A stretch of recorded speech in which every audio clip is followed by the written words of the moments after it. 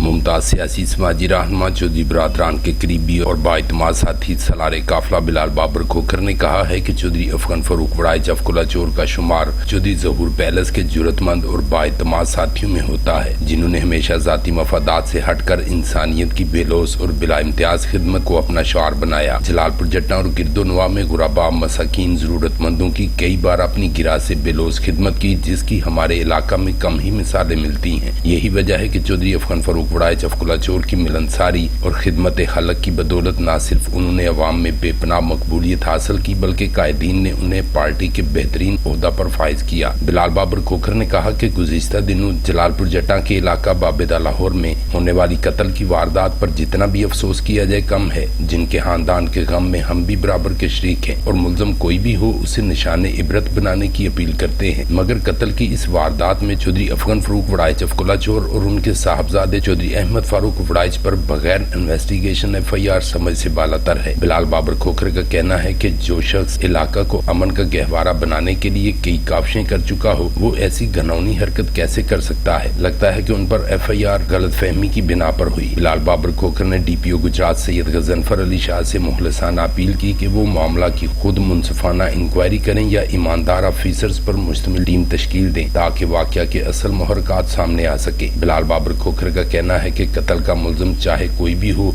इसे सख्त से सख्त सजा दी जाए। प्रिंस शाहिद भुट्टा, BB1 न्यूज़, जलालपुर जट्टा।